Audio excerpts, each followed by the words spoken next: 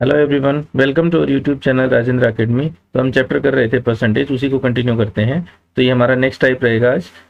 तो पहला क्वेश्चन है, किसी जनपद की जनसंख्या 8,500 है। इसमें प्रथम वर्ष में 20% की वृद्धि हो तथा द्वितीय वर्ष में 25% की वृद्धि हो तो 2 वर्ष बाद इसकी जनसंख्या क्या होगी। तो देखिए, इस टाइप के क्वेश्चन में क्या करते हैं हम, जैसे कहीं पे इसमें इंक्रीमेंट दिया हो, कहीं पे इसमें डिक्रीज दिया हो, तो क्या करेंगे। तो देखिए, जैसे मैं कह देता हूँ किसी शहर की पॉपुलेशन में भाई 10% का इंक्रीमेंट हो रहा है। तो इंक्रीमेंट का क्या मतलब है, यहाँ से किसी शहर की पॉपुलेशन अगर 100 थी, अगर 10%, अगर 100 का 10% निकालेंगे कितना हो जाएगा, 10 हो जाएगा भाई। ठीक है, तो 100 में अगर 10 जोड़ेंगे तो कितना हो जाएगा, 110। ठीक है, तो पॉपुलेशन कितनी हो रही, 100 से 110 हो गई भाई, या मैं कह सकता हूँ 110% हो गई भाई। अगर पहले 100% थी तो अब कितनी हो गई भाई, 110% हो गई। इसी तरह अगर मैं कह दूं कि भाई पॉपुलेशन में 25% की कमी आ गई भाई, तो इसका मतलब क्या हो गया, अगर पहले 100 थी तो अब कितनी हो गई 75, तो 75% हो गई भाई। ठीक है, तो इसी तरह जैसे ये क्वेश्चन है, इस टाइप के जो क्वेश्चन है हम इसी कंसेप्ट का यूज करेंगे। जैसे इसमें अगर हम दिया हुआ, क्या दिया हुआ भाई, पहले वर्ष क्या दिया हुआ, 25% की वृद्धि हो रही है भाई, सॉरी 20% की वृद्धि हो रही है। तो देखो, पहले पॉपुलेशन कितनी थी भाई हमारे पास, दिया हुआ कितना, 8,500। पहले वर्ष में कितनी प्रतिशत की वृद्धि हो रही है, 20% की वृद्धि हो रही है। तो 20% की वृद्धि हो रही है, इसका मतलब कितना हो गया भाई, 120% हो गया भाई। ठीक है, परसेंट का अगर हटाएंगे तो कितना हो गया, या अगर सीधा कहना चाहें हम ये भी कह सकते हैं 100 से 120 हो गई भाई। अब जो अगला जो सेंटेंस दिया हुआ है, द्वितीय वर्ष में 25% की वृद्धि, तो इसका मतलब क्या है, ये जो पूरे बढ़े हुई जो पॉपुलेशन है ना, उसका 25% वृद्धि हो रही है। ठीक है, इसका मतलब कभी ये मत समझ लेना पहले 20% फिर 25% कहीं 45% कर दो, नहीं। ठीक है, जो इंक्रीज पॉपुलेशन है उसी का बढ़ेगी। ठीक है, पहले वर्ष के एंड में जितनी भी पॉपुलेशन आ गई उसका 25% बढ़ेगी। तो अब अगर हम बात करें पहले वर्ष के एंड में इतनी हो गई पॉपुलेशन, तो अब कितनी बढ़ रही है भाई, 25%। 25% का मतलब मैं क्या कह सकता हूँ, 125% हो गई भाई, 100 से 125 हो गई भाई। ठीक है, इसको सोल्व कर लेंगे, हमारा आंसर आ जाएगा। 2 जीरो से 2 जीरो कैंसिल, और ये 25 पंजे 125, 25 चौका 100, 4 तिया 12, 30। ठीक है, तो यहाँ से अगर हम करेंगे तो 5 तिया 15, 15 पर 75, और 15 8 120, और 7 5 तिया 15 और 75, 7 15 8 120, और 7 127, 12,750 हमारा आंसर हो जाएगा। ऑप्शन बी हमारा आंसर हो जाएगा। नेक्स्ट क्वेश्चन देखते हैं। एक गांव में प्रतिवर्ष 10% बच्चों की वृद्धि होती है। यदि वर्ष 2003 में बच्चों की संख्या 2000 हो तो वर्ष 2006 में कितनी होगी। सिमिलर क्वेश्चन है पहले वाले की तरह। अगर 2000 पॉपुलेशन है भाई, और पहले वर्ष अगर 10% की वृद्धि हो रही है तो कितनी हो गई भाई, 110% हो गई भाई पहले वर्ष। ठीक है, अगर हर साल सेम हो रही है तो आप उतनी पावर भी कर सकते हैं। ठीक है, या फिर अलग अलग लिखिए। ठीक है, आगे जो क्वेश्चन आएंगे उसमें भी आपको हेल्प रहेगी। ठीक है, तो 2003, फिर 2004, 2005। ठीक है, 2006 की में पूछ रहा है भाई वो, तो वर्ष 2006 में कितनी होगी, तो यहाँ से कर दीजिए। ठीक है, 2004 में, 2005 में, 2006 में। ठीक है, तो यहाँ से अगर सोल्व करेंगे, 2 और 2 4, 3 और 1 4, 2 1 और 2। ठीक है, तो यहाँ से करेंगे 11 121 और 11 1331 इंटू 2 कितना हो जाएगा, 2662, 2662। तो इनमें से कोई भी नहीं है, तो इनमें से नन ऑफ दीज इसका आंसर हो जाएगा। ठीक है, नेक्स्ट क्वेश्चन देखते हैं। किसी कस्बे की जनसंख्या में पहले वर्ष 5% की वृद्धि हुई और दूसरे वर्ष 5% की कमी हुई। यदि दूसरे वर्ष के अंत में इसकी जनसंख्या 7,980 हो तो पहले वर्ष के प्रारंभ में जनसंख्या कितनी थी। तो मैं मान लेता हूं पहले वर्ष के प्रारंभ में इसकी जनसंख्या थी P। तो पहले वर्ष के अंत में कितनी वृद्धि हुई भाई, 5% की वृद्धि हुई है। पहले वर्ष वृद्धि हुई है और दूसरे वर्ष कमी हुई है। तो वृद्धि होती है तो क्या लिखते हैं हम भाई, अगर 100 में 5 जोड़ देंगे 105% हो जाएगा। और अगर दूसरे वर्ष की बात करें 5% कमी हुई है तो 5 घटा देंगे 95% हो जाएगा। ठीक है, ये 100 में 95 हो जाएगी, 100 की 105 हो जाएगी। ठीक है, और कितनी हो रही भाई जनसंख्या 2 वर्ष बाद, देखो ये थी हमने प्रारंभ में जनसंख्या मानी है, पहले वर्ष इतनी हो गई भाई। ठीक है, और दूसरे वर्ष कितनी हो गई, इसका ये हो गई भाई 5% कमी की बात। तो कितनी हो गई जनसंख्या 2 वर्ष बाद, 7,980। ठीक है, तो यहाँ से करेंगे 19 पर 95, 19 30 57, 19 चौका 76, और 19 दूनी 38, 420, 21 पंजे 105, 21 दूनी 42, 5 पर 25 चौका 100। तो यहाँ से अगर सोल्व करेंगे तो कितनी आ जाएगी भाई, प्रारंभ में इसकी पॉपुलेशन 8000 आ जाएगी भाई। ऑप्शन डी हमारा आंसर हो जाएगा। चलिए नेक्स्ट क्वेश्चन देखते हैं। किसी संपत्ति का मूल्य प्रतिवर्ष इसके प्रारंभिक वर्ष की तुलना में 10% कम हो जाता है यदि संपत्ति का वर्तमान मूल्य कितना दिया हुआ भाई, 81,000 रुपए दिया हुआ है। तो 2 वर्ष पहले इसका मूल्य कितना था, तो मैं मान लेता हूं भाई 2 वर्ष पहले इसका मूल्य था पी, मान लेते हैं भाई यहाँ पे। ठीक है, तो पहले वर्ष में कितना क्या करा है, प्रारंभिक वर्ष की तुलना में 10% कम हो जाता है भाई। पहले वर्ष 10% कम हो गया तो 100 का कितना हो गया, 90 हो गया। ठीक है, यदि संपत्ति का वर्तमान, तो 2 वर्ष पहले पूछ रहा है, मतलब 2 वर्ष पहले मैंने मान ली पी, तो पहले वर्ष ये हुई, दूसरे वर्ष भी कितनी हो जाएगी, फिर 10% की कमी आएगी। और कितना दिया हुआ हमें, कितना हो जाता है भाई वर्तमान मूल्य, 81,000। 2 0 से 2 0 कैंसिल, 9 9 में 81। ठीक है, तो ये कितना आ गया 1000, तो पी कितना आ जाएगा, 1 लाख आ जाएगा भाई। ठीक है, पी कितना है इसमें 2 वर्ष पहले उसका मूल्य कितना था, 1 लाख था भाई उसका मूल्य। नेक्स्ट देखते हैं। एक नगर की जनसंख्या 48,600 है यदि पहले वर्ष में इसमें 25% की वृद्धि हो और दूसरे वर्ष में 8% की घटोतरी हो तो 2 वर्ष के अंत में इस नगर की जनसंख्या कितनी होगी।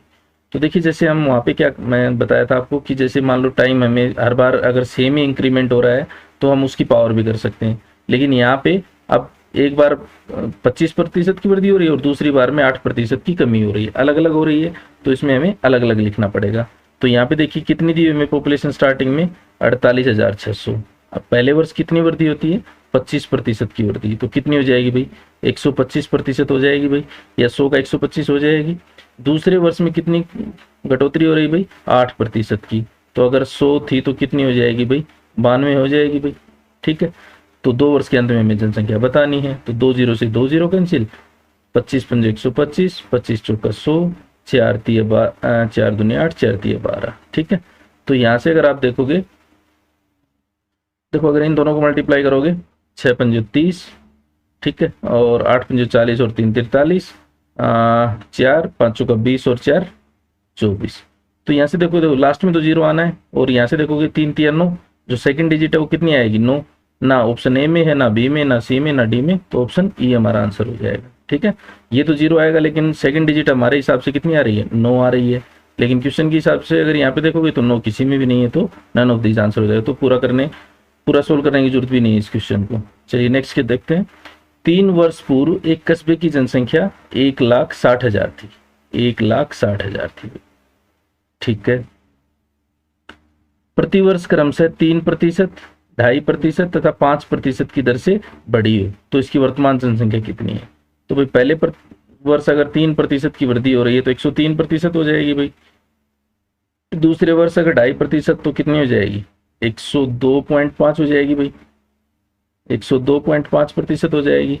और तीसरे वर्ष अगर 5% की वृद्धि तो 105 बटा में 100 हो जाएगा, 105% हो जाएगी भाई।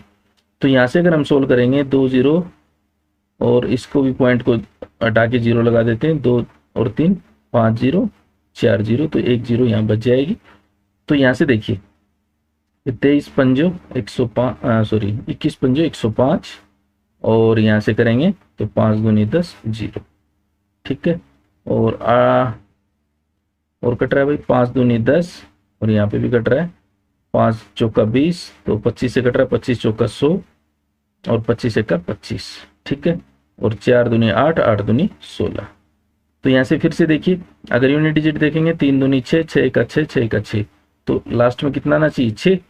देखो क्या हमारा यहाँ पे 2 आ रहा है, यहाँ पे 103 बच गया, यहाँ पे 11 बच गया, और यहाँ पे 21 बच गया। तो यहाँ से 2 3 6, 6 का 6, 6 का 6, तो यूनिट डिजिट कितना आना चाहिए, 6। किसी ऑप्शन में है हमारा, तो ऑप्शन सी में हमारा यूनिट डिजिट 6 है। ठीक है, तो यही हमारा आंसर हो जाएगा, और किसी में भी 6 नहीं आ रहा है। ठीक है, तो पूरा सोल्व करने की जरूरत नहीं है ऐसे क्वेश्चन में। ऐसे क्वेश्चन में यूनिट डिजिट पे ध्यान दीजिए। ठीक है, और जहाँ कैलकुलेशन आपको लंबी लग रही हो तो देखिए यूनिट डिजिट सब में अलग अलग आ रही है, तो यूनिट डिजिट पे फोकस कीजिए और उतना ही निकाल के आप आंसर लगा सकते हैं।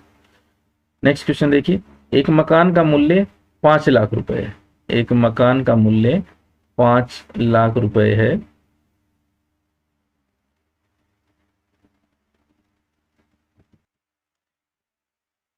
और इसके मूल्य में 10% प्रतिवर्ष कमी आती है।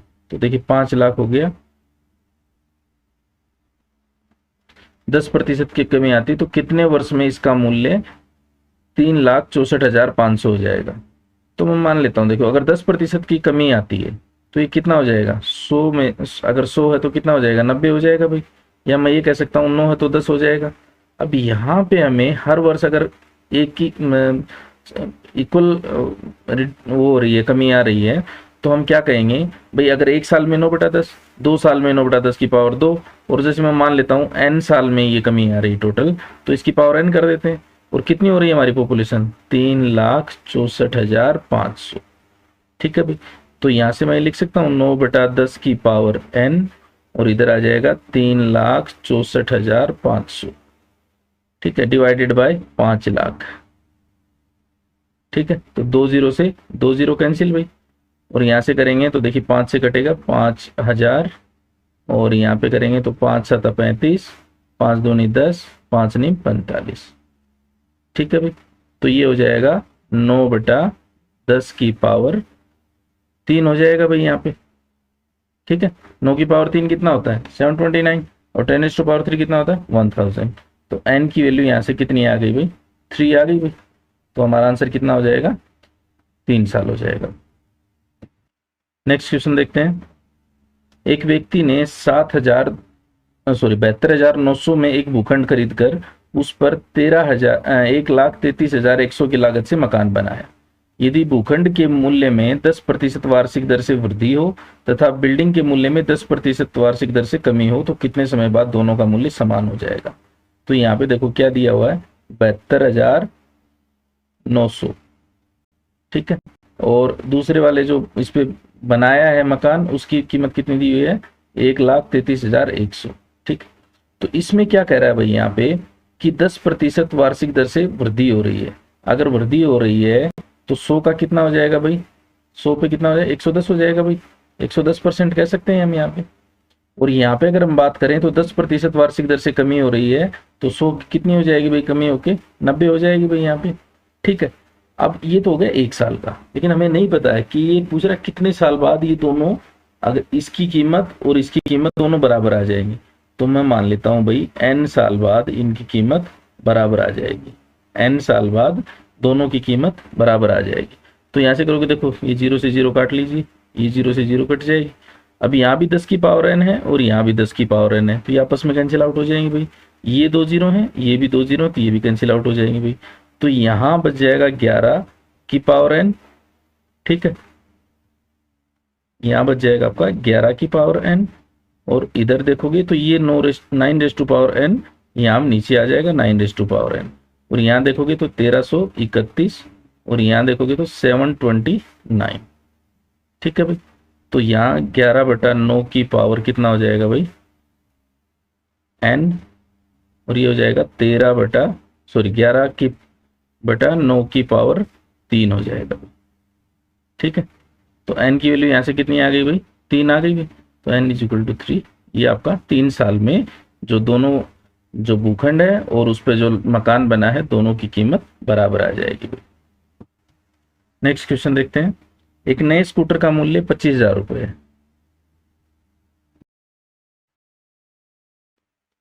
नए स्कूटर का मूल्य 25,000 रुपये है। प्रत्येक वर्ष के अंत में इसका मूल्य उस वर्ष के आरंभ के मूल्य का 80% रह जाता है। ठीक, तो 3 वर्ष बाद स्कूटर का मूल्य क्या हो। तो देखिए क्या कह रहा है भाई, अगर पहले स्टार्टिंग में इसका मूल्य कितना दिया हो भाई 25,000 रुपये, तो हर वर्ष के एंड में उसकी कीमत कितनी रह जाती है भाई 80%। तो अगर मैं कहूँ पहले वर्ष के अंत में कितना होगा भाई 80% हो जाएगा, ये पहले वर्ष के एंड। अब दूसरे वर्ष के एंड में जो पहले वर्ष के एंड में था उसकी फिर से 80% रह जाएगी। इसी तरह तीसरे वर्ष के एंड में फिर से उसकी 80% रह जाएगी भाई। ठीक है, तो देखिए 3 3 6 जीरो ये हो गई, और 6 जीरो ये कैंसिल। तो यहाँ से करोगे 25 8 200, 64 दूनी 128, 12 800 आपका आंसर हो जाएगा। ठीक है, 12 800 आंसर हो जाएगा भाई इसका।